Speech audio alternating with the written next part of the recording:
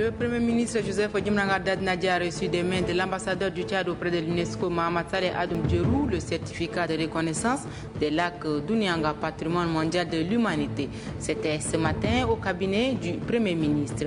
Les députés ont adopté la résolution portant mise sur pied des commissions chargées de statuer sur la levée de l'immunité des deux élus du peuple. C'était également ce matin à l'Assemblée nationale. Sécurité routière, des jeunes diplômés sans emploi s'engagent à réglementer la circulation dans la capitale à travers des pneus usés. Des ronds-points de fortune sont aménagés dans les différents axes routiers de N'Djamena. Mesdames, Messieurs, bonsoir et merci de nous rejoindre dans cette édition. Les lacs Unianga, patrimoine mondial de l'humanité, le certificat de reconnaissance a été remis ce matin au Premier ministre Joseph Djimranga Dadnadi par l'ambassadeur du Tchad auprès de l'UNESCO, Mohamed Saleh Adoum Djerou. La cérémonie s'est déroulée au cabinet du Premier ministre en présence de plusieurs personnalités, dont quelques membres du gouvernement. Assirana Batingar. Les lacs Unianga, patrimoine mondial de l'humanité. Le certificat de reconnaissance signé par les instances supérieures de l'UNESCO vient de le confirmer. Mohamed Saleh Adoum Djerou, l'ambassadeur du Tchad auprès de l'UNESCO, a fait le déplacement du pays pour remettre officiellement l'acte au chef du gouvernement, Djimranga Dadnadi. L'ambassadeur Mohamed Saleh Adoum Djerou, très ravi du classement des lacs Unianga au patrimoine mondial, a tenu à remercier le chef de l'État Idriss Déby Itno, le Premier ministre et le gouvernement pour les efforts ayant permis d'arriver à ce résultat. L'inscription est faite. Maintenant, le premier point, le plus important, c'est le plan de gestion. Un plan de gestion de 10 ans qui doit être déposé avant le 1er février 2014. Et là, la feuille de route a déjà été faite par l'équipe scientifique tchadienne, tchado-allemande, dirigée par le docteur Baba Mala. La feuille de route est faite. Mais maintenant, ce qu'il faut, Monsieur le Premier ministre, c'est faire en sorte de mettre ce qu'il faut mettre, les moyens qu'il faut mettre, afin que l'équipe arrive à concrétiser au jour, comme on l'a dit, de nous déposer les documents. À côté de lac Unianga, il y a 3 autres sites tchadiens à inscrire au patrimoine mondial, a annoncé l'ambassadeur. Il s'agit du site d'Arché, du parc national des Akoumans et du lac Tchad. Mais d'ici là, un travail scientifique, à l'exemple de celui des lacs Unianga, doit être fait. Les lacs Unianga, qui émerveillent la communauté scientifique, sont en couverture d'une revue spécialisée remise au chef du gouvernement par le ministre de l'Enseignement supérieur et de la Recherche scientifique. Allez deviner la fierté du chef du gouvernement. Dadnadi a promis tout le soutien de son gouvernement pour le travail de recherche à venir. Ce fut aussi l'occasion pour lui de dévoiler à l'assistance les ambitions du chef de l'État Idriss Déby Itno pour le patrimoine ainsi que les mobiles de la création du ministère des Arts, de la Culture et de la Conservation du patrimoine. Parole d'autorité, gage de soutien. Dayang Menoua Enoch, ministre des Arts, de la Culture et de la Conservation du patrimoine, s'est dit revigoré par les paroles du chef du gouvernement. Dayang Menoua Enoch, très comblé. Il y a d'autres sites que nous comptons encore faire des missions à l'intérieur du pays, de collecte de tous ces sites. Nous avons par exemple récemment, nous avons parlé de la case Mosgoum.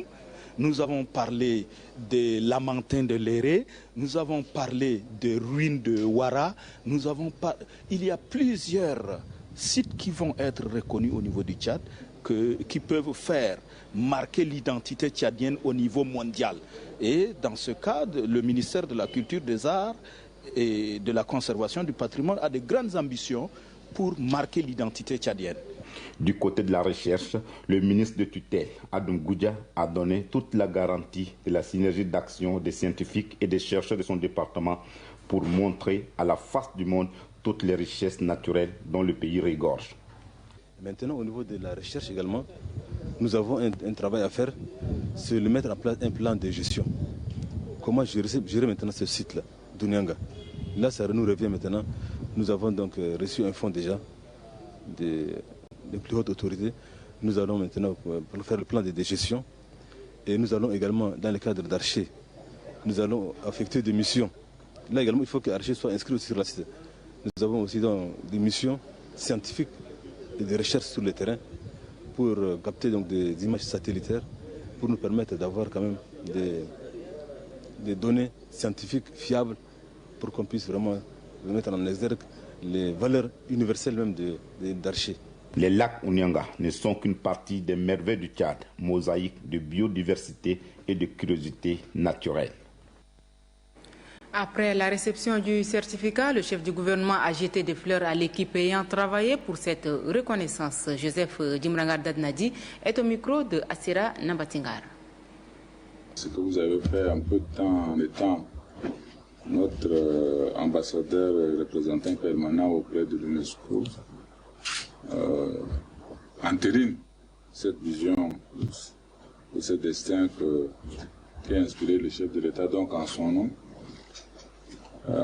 je voudrais remercier l'UNESCO et tous ceux qui ont travaillé à ce que nous ayons l'inscription du lac d'Ounianga Kébé sur le site du patrimoine mondial. C'est vrai un acte de reconnaissance, peut-être qui pour les scientifiques consacre une évidence cachée pendant longtemps, mais pour nous en tant que jeune nation, c'est l'expression d'une nouvelle lecture que le monde fait, n'est-ce pas, de la vie à l'intérieur de notre pays. Donc, nous devons nous réjouir de ce que une confiance se crée, une crédibilité émerge par rapport à ce que représente aujourd'hui le Tchad dans le Conseil des Nations.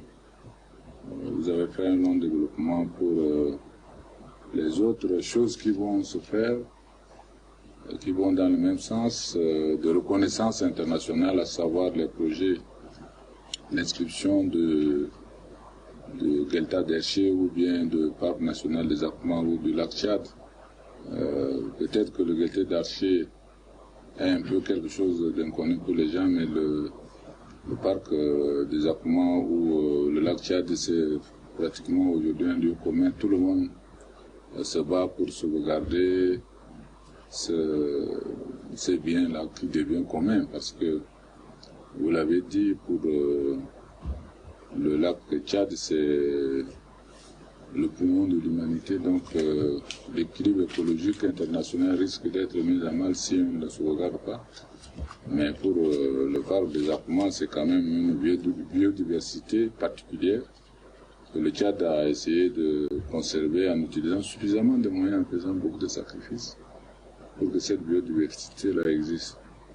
Donc l'un dans l'autre, je crois que il nous appartient, et vous l'avez souligné à plusieurs reprises, il nous appartient de faire en sorte que cette considération que nous avons maintenant sur le plan international trouve une réponse dans l'action quotidienne du gouvernement que nous menons. À l'hémicycle, les députés ont adopté ce matin la résolution portant mise sur pied des commissions chargées de statuer sur la demande de la levée de l'immunité de deux de leurs. La séance a été présidée par le premier vice-président Moussa Khadam en présence du ministre secrétaire général du gouvernement Samir Adam Anour. Reportage Adam Abdelkader. Les députés ont adopté à la 5e séance plénière la résolution portant mise sur pied des commissions ad hoc chargées d'examiner les demandes de levée d'immunité parlementaire des députés Tchindibé Lama du Mouvement patriotique du Salut et de Saleh Kebzabo de l'UNDR. Le premier est accusé de détournement des fonds alors qu'il était délégué de l'éducation nationale au Mayo-Kébi Ouest. S'agissant du député Saleh Kebzabo, il lui est reproché 3 délits, notamment un délit d'outrage à l'autorité de la justice, délit de diffamation et une atteinte aux magistrats. L'adoption de cette résolution a été votée par 141 voix. Les deux commissions mises sur pied sont composées chacune de 20 membres. Et conformément à la configuration politique de l'Assemblée nationale, le mouvement patriotique du Salut est représenté dans chacune des commissions par 11 députés, l'UNDR avec 3, les Républicains avec 2 et les partis RNDT Le Réveil, le RDP et l'URD ont chacun un député. Les non-inscrits ont eux aussi un représentant dans chacune des commissions. Ces dernières seront présidées par le président de l'Assemblée nationale ou par délégation par un vice-président. Les deux commissions mises sur pied ont 21 jours pour déposer leur rapport. Le congrès extraordinaire du Conseil national consultatif des jeunes a pris fin hier après-midi. 2 jours d'intenses travaux, les congressistes venus de toutes les régions du Tchad ont élu un nouveau bureau dirigeant. Mohamed Saleh Hissène Ben Malala. Ce nouveau bureau, composé de 15 membres, a un mandat de 4 ans. Sharfaddin Nassour Tedoué, âgé de 31 ans, est élu par les congressistes. Il va présider à la destinée des jeunes regroupés au sein de cette organisation nationale. Ce bureau, qui vient d'être mis en place, hérite d'un conseil consultatif des jeunes qui a sombré dans la léthargie depuis bientôt 3 ans. Le nouveau président installé par le ministre de la Jeunesse et des Sports invite les jeunes à plus d'engagement afin de relancer les activités de l'association. Je voudrais vous remercier pour cette confiance. Je suis heureux et je suis conscient de la lourde mission qui m'attend. À cet effet, je demande aux jeunes des provinces élus au sein du bureau de travailler pour permettre au bureau national de prendre en compte leurs préoccupations. Ensemble, nous allons réussir.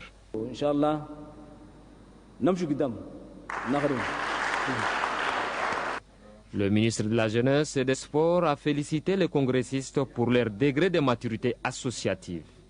Hier dispersés, aujourd'hui décidés et rassemblés autour de votre propre organisation, le CNCJ. Dieu merci, en ce jour béni du jeudi, où vous avez réussi à l'unanimité. Composez votre bureau qui doit se mettre dans bientôt au travail. Je vous remercie pour votre sagesse et pour votre sens du patriotisme. La vision des plus hautes autorités de la République du Tchad est celle d'une jeunesse ambitieuse, dynamique et entreprenante pour accompagner l'émergence d'un Tchad nouveau. Pour cela, il doit être uni, forte, audacieuse et entreprenante, je veux dire. Les participants à ce 3e congrès extraordinaire du CNCJ ont adressé une motion spéciale de remerciement au président de la République, Idriss Déby Itno, pour son engagement aux côtés de la jeunesse. Une autre a été adressée au ministre de tutelle pour la réussite de ses assises. Par rapport à ce congrès, nous avons un communiqué de presse. Le comité de suivi des organisations des jeunes CSOJ se réjouit de l'organisation du 3e congrès ordinaire du Conseil national consultatif des jeunes qui s'était tenu du 31 juillet au 1er août 2013 au centre Al-Mouna. Le CSOJ salue la maturité des congressistes, aussi bien que le climat de brassage et de transparence qui a prévalu lors des élections des nouveaux membres du bureau supervisé par un auxiliaire de droit. Le communiqué est signé de M. Arthur Ali Guettel. L'équipe Sao Handball qui a pris part au championnat d'Afrique centrale de la zone 4 à Libreville au Gabon est rentrée ce matin au Bercail. C'est le ministre de la Jeunesse et des Sports qui est allé les accueillir à l'aéroport international Hassan Diamous de N'Djamena. Service Ngandjelay, reportage.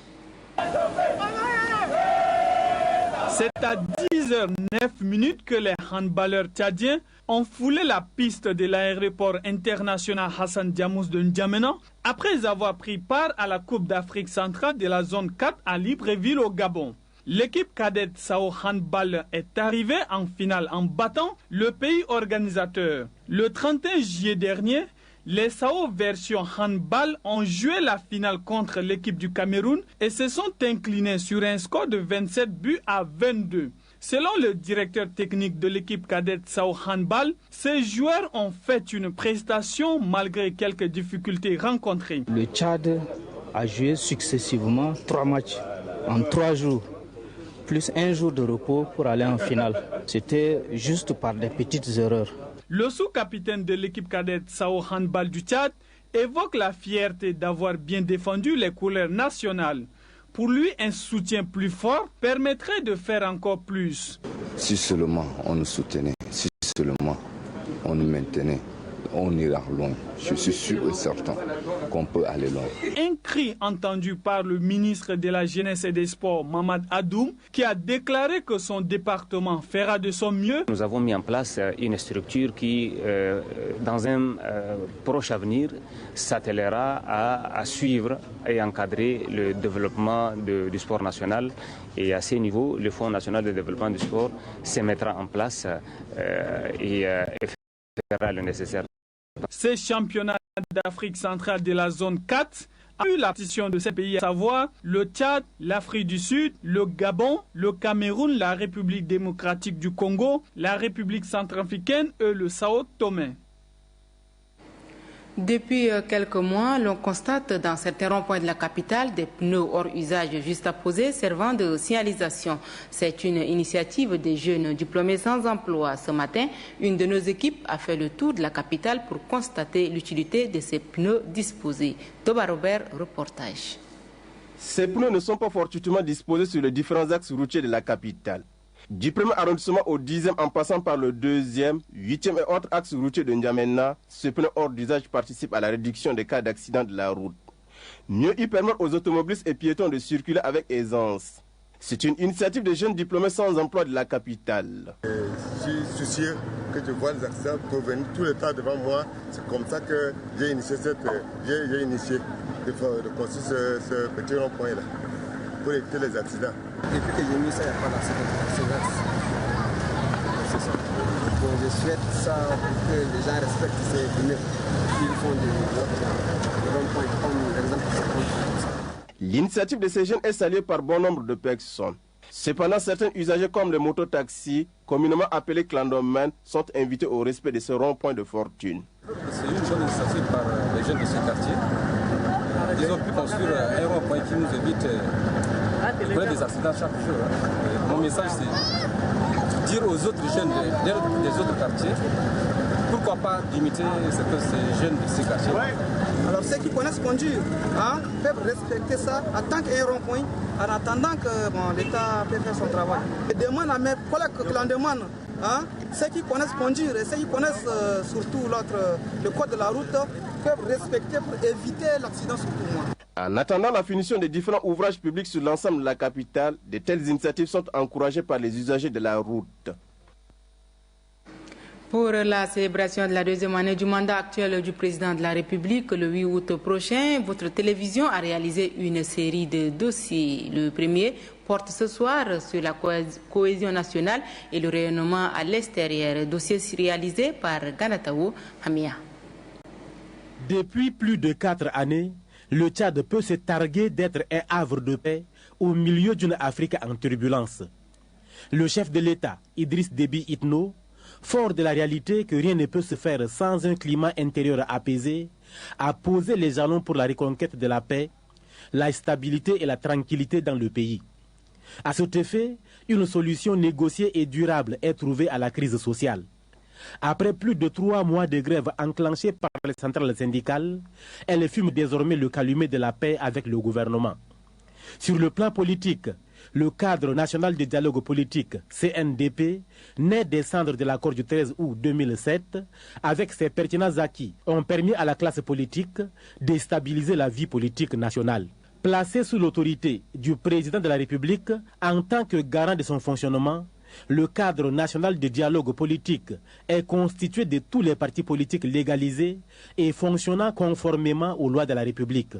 Un cadre élargi aux membres désignés représentant la société civile. Considéré comme pays stable, le Tchad a acquis une certaine notoriété, une certaine confiance à l'extérieur. La visibilité et la confiance dont le Tchad jouit depuis un certain temps sont le résultat d'une diplomatie très active et très dynamique, n'est-ce pas, conduite par le ministre des Affaires étrangères sous la haute autorité du président de la République. Cette diplomatie, elle est centrée essentiellement sur la recherche de la paix et de la sécurité. Parce que nous partons du principe que la paix, la stabilité du Tchad dépendent aussi de celle de ses voisins, qu'ils soient immédiats ou lointains.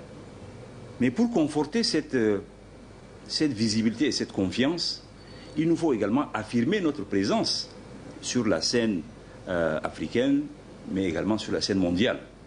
Et c'est pour cette raison que depuis quelques années, nous avons multiplié nos représentations diplomatiques à l'extérieur. Aujourd'hui, le Tchad a environ 45 ambassades et consulats généraux en Afrique et de par le monde.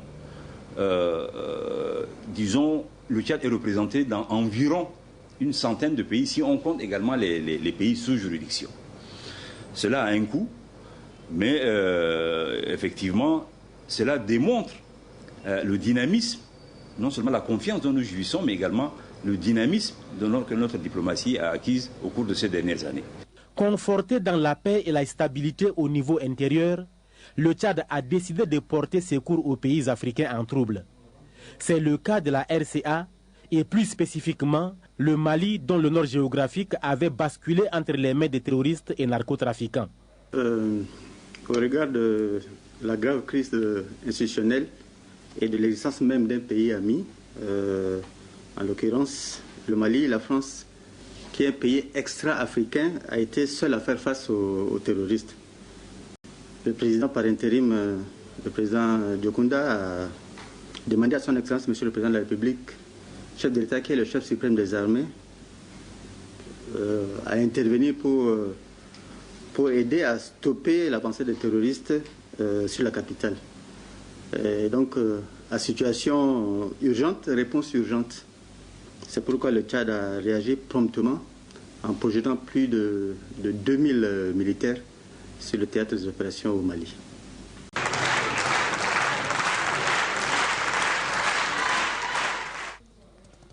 Ce qui a valu le prix Cédar spécial décerné par le journal sénégalais Nouvel Horizon au chef de l'État Idriss Déby Itno et le trophée de l'homme de l'année 2012 remporté par les forces armées tchadiennes en intervention au Mali Fatim au cours de la 10e édition Cédar.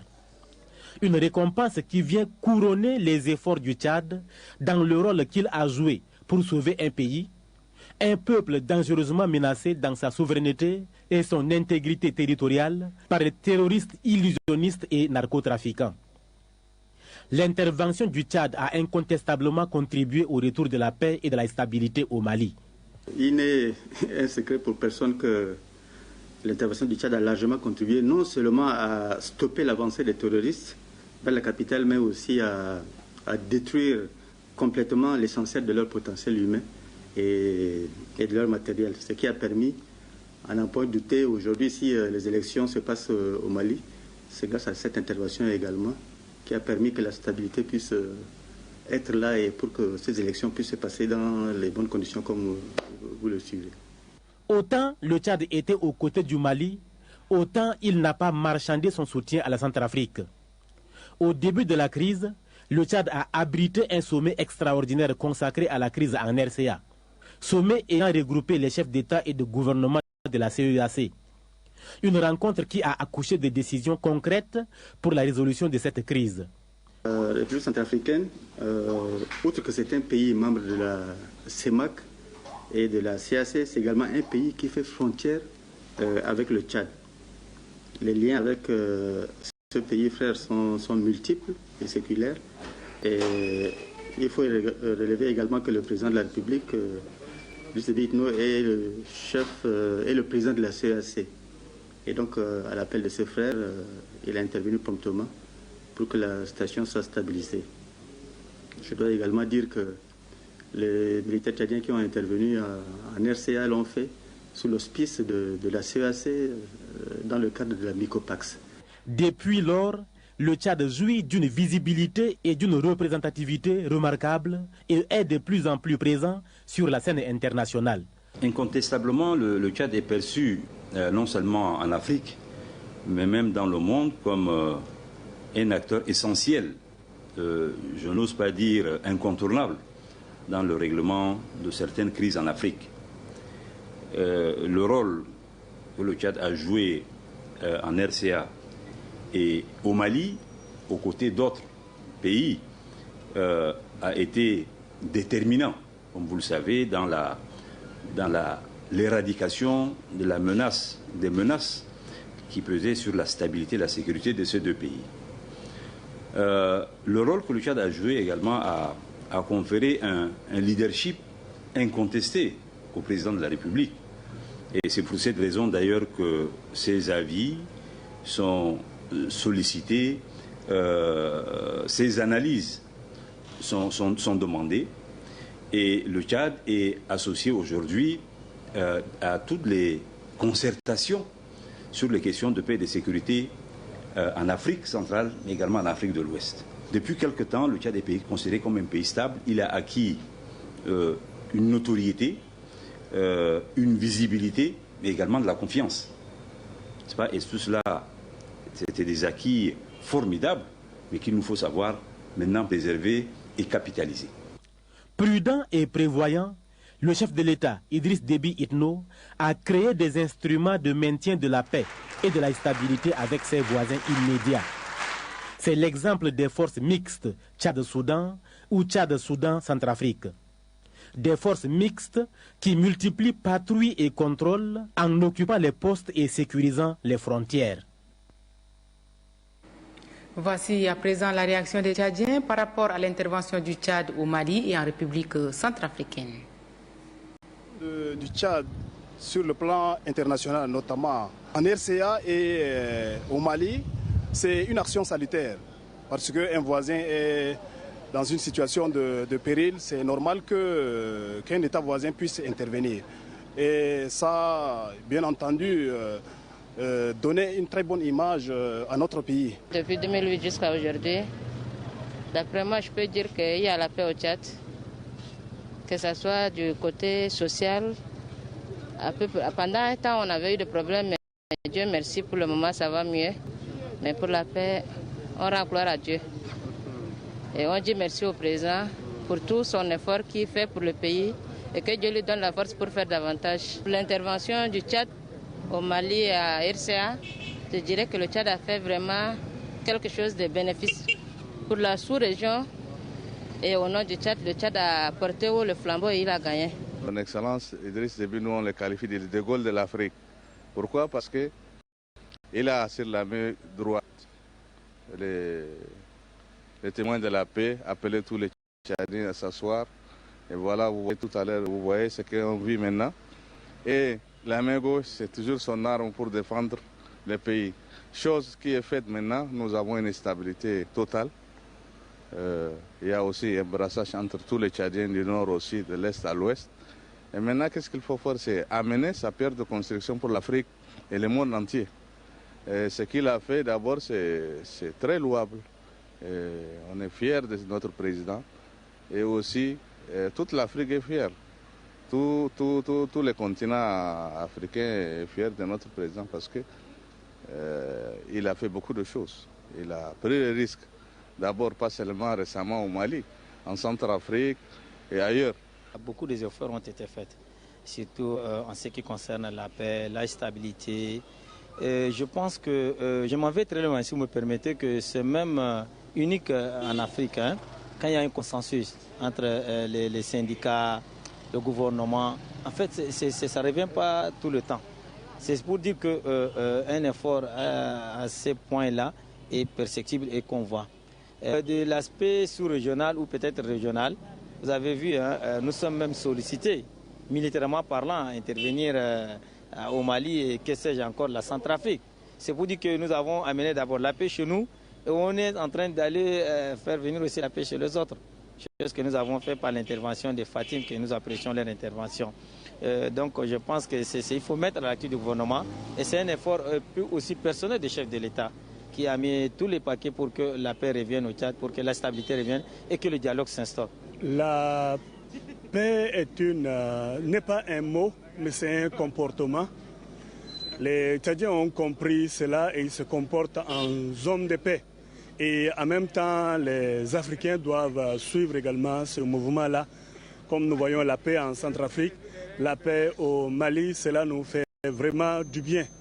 Et nous prions Dieu pour que cela continue, pour que la paix revienne réellement en Afrique et dans le monde entier. L'action du gouvernement, du président de la République en tant que tel, ça fait une bonne chose. Parce que les hommes tels qu'ils sont depuis toujours, ils doivent prôner la paix. Et je crois qu'il fait une bonne action. et ça fait du bien au peuple tchadien ainsi qu'aux Africains. Et c'est sur ces propos de ce citoyen que s'achève cette édition. Merci de votre fidélité et passez un très bon début de week-end.